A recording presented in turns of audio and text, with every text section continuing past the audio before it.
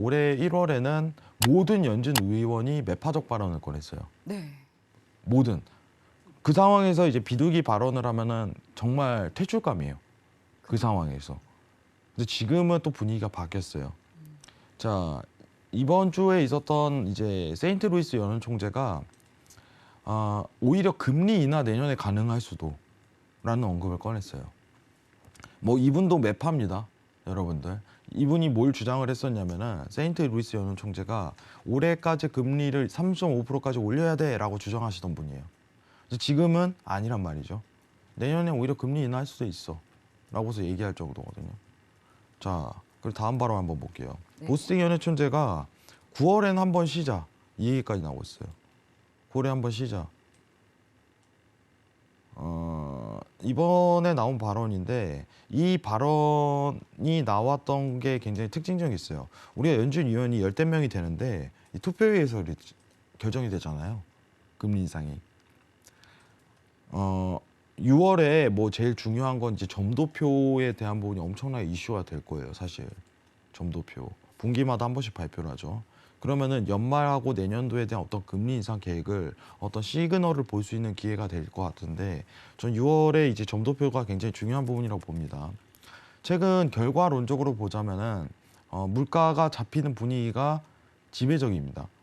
시장에서는 미국 대비해서 BI 수치값도 지금 하락을 이루고 있고 근데 저는 앞으로 물가가 떨어진다는 주의는 아니에요. 정확하게 제 견해를 밝히자면 더 이상 추가적인 상승을 이루지는 않을 것이다 라는 게 제 견해지. 더 높은 상승률을 나오진 않을 것 같습니다. 물가에 대한 정점 가능성이 굉장히 시사가 되는 거죠. 일전에 2달 전에 이제 앵커님하고 얘기했을 때 물가가 정점입니까 아닙니까? 라는데 저는 정점일 가능성이 높습니다 라고서 얘기를 했어요. 지금 2달이 지난 지금 상황에서 뭐 어쨌든 물가가 지금 고점 대비해서 눌리고 있어요. 현실적으로. 뭐 이것도 어떤 통화 정책에 대한 어떤 기조겠지만 전 세계적으로 사실 유동성자한테 돈 안 뿌린 나라가 어디 있어요. 다 했거든요. 다 했어요. 근데 미국이 어떻게 보면 달러에 대한 부분을 굉장히 많이 풀었을 뿐더러 지금 빚도 채무도 굉장히 많이 쌓여 있는 상태인데 오늘 기준으로 본다면은 금리 이제 정확하게 얘기를 하자면 매파 분위기도 있고 비둘기파 분위기도 있고 이제 갈리기 시작할 겁니다. 5월 이전에는 매파가 대부분이었습니다. 비둘기 기조를 가진 뭐 어떻게 대표적으로 파월, 뭐 우리가 계속 읽던 라일 브레이너드 이사 이렇게 해갖고 대표적인 비둘기파죠.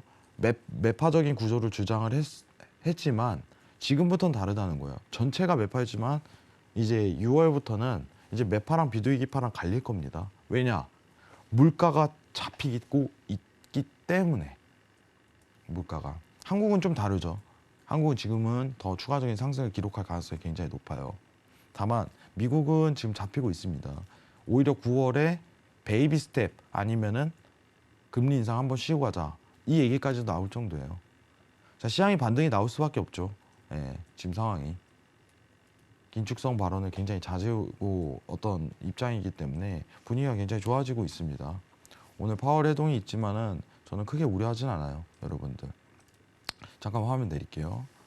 제가 여러분들이 지금 사실 제일 중요한 게 뭐냐면은 네. 우리가 팬데믹 이후부터 왔었던 과정 자체에 대한 이해도 자체가 굉장히 중요해요. 현실적으로 얘기 드리자면은.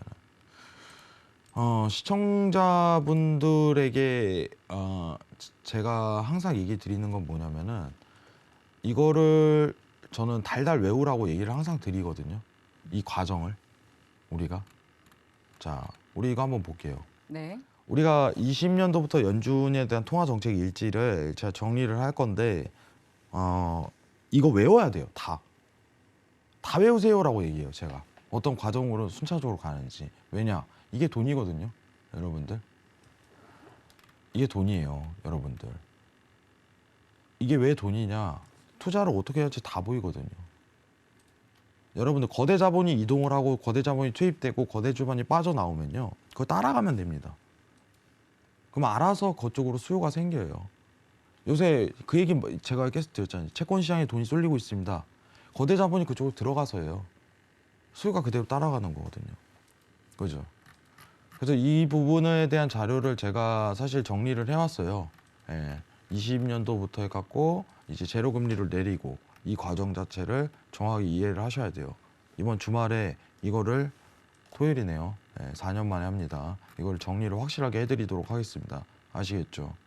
이걸 기억하셔야 됩니다. 제가 왜 이거 기억하라고 하냐면은 여러분들 팬데믹과 똑같은 어떤 유동성 장세가 또 안 올 것 같네요. 여러분 살면서 또 옵니다. 왜냐? 역사적으로 그래왔으니까. 역사적으로 그래왔어요.